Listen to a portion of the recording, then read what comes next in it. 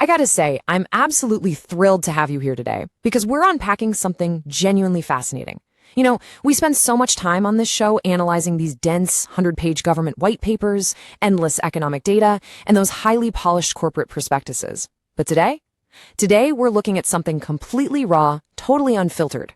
We are going to decode a grassroots agenda, step by step, drawn directly from a beautifully authentic, handwritten document.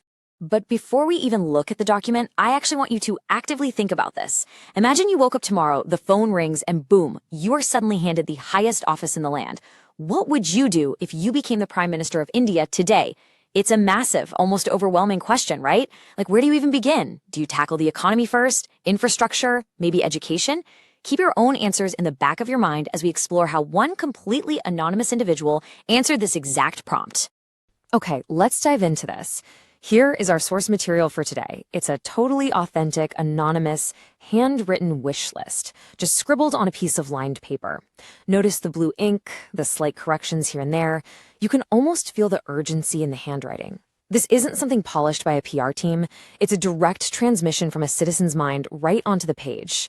This single piece of paper is going to be our roadmap today, giving us this incredibly detailed and honestly easy to understand look at everyday priorities. To make sense of all these scattered thoughts, we've organized these points into 5 main areas. First, a citizen's dream manifesto. Second, fixing education for tomorrow. Third, health, hygiene, and order. Fourth, upgrading everyday infrastructure. And finally, number 5, holding politicians accountable. All right, let's kick things off with Section 1, a citizen's dream manifesto, grassroots vision. Right at the very top of the page, the author boldly writes, "What if I became PM of India?" Just look at that phrasing for a second. It establishes this uniquely ambitious, visionary tone right out of the gate. They aren't asking a local councillor to fix a single pothole or complaining about some minor inconvenience. No, they are imagining wielding ultimate executive power to fundamentally reshape the nation from the top down. It's huge. Let's see how this builds into their very first area of focus. Which brings us to Section 2, fixing education for tomorrow, knowledge is power. The demands here are detailed and incredibly forward-looking. They break it down very logically, step by step. First up, they want to invest heavily in education sector. Okay, so that's the foundational financial backing, makes total sense. Next, they establish a clear baseline, mandatory education with 1 degree. They clearly want a highly credentialed population. But here is the really fascinating contrast.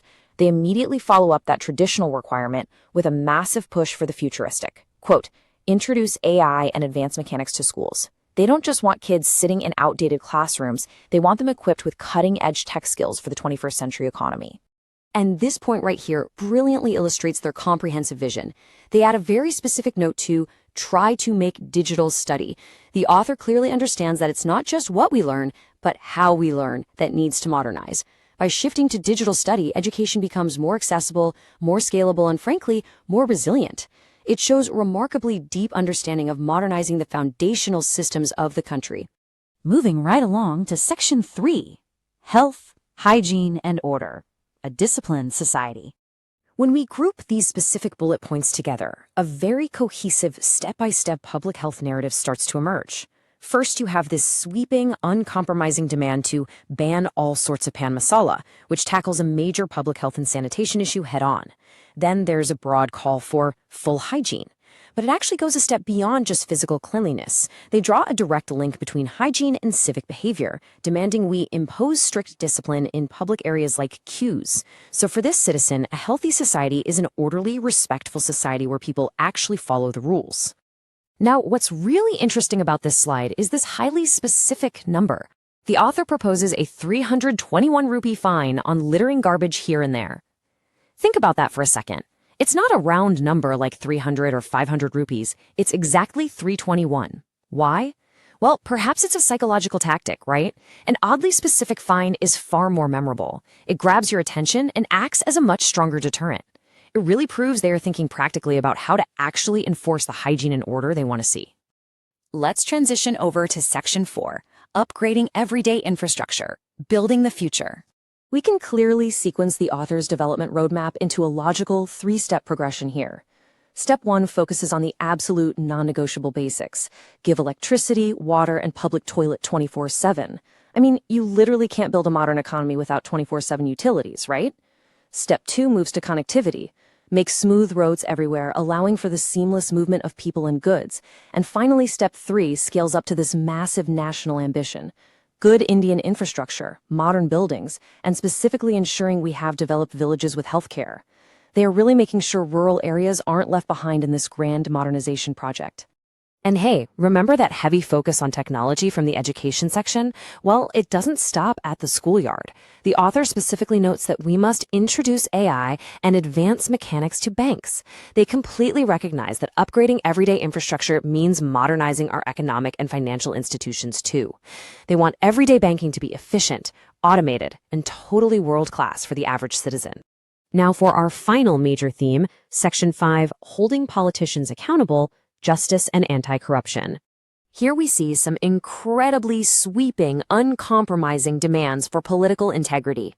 The author plainly states, put an investigation on every politician and demands leaders control corruption. Notice how totally impartial this is. They are not taking sides at all. There is no left-wing or right-wing target here. It is a universal, completely neutral demand from a citizen who simply expects a transparent system where everyone in power is held to the exact same standard of scrutiny. So, the crucial point is how they actually want to punish those who break that trust. If a politician is investigated and actually found guilty, the author proposes a massive fine of 100,000 rupees. That is a severe, heavy financial penalty. This shows the citizens' deep, deep desire for justice. They want tangible, undeniable consequences for corruption that actually hurt the wallets of those who abuse their power. And honestly, this next point brilliantly illustrates the entire philosophy of this document in one single sentence. The author writes, increase taxes, but provide service. Just look at the contrast between these two ideas. This is the ultimate social contract laid completely bare. The citizen is perfectly willing to do their part. They are completely open to paying higher taxes. But, and this is a massive but, it absolutely must guarantee functional, high-quality public services in return. They aren't asking for handouts here. They are demanding a fair return on their investment in the nation. The document ends with this powerful, really poignant sign-off, "Thank you, citizen of India." It's such a beautiful reminder of who actually holds the ultimate power and who the government is ultimately supposed to serve. We've decoded a lot of policies today, everything from AI and banks to fines for littering, but what you should really take away from this explainer is the sheer power of civic engagement. So I'll leave you with this provocative thought. If you sat down with a pen and paper right now, what would your dream manifesto look like? And more importantly, what are you doing today to make that vision a reality? Thank you so much for learning with me today, and I'll catch you in the next explainer.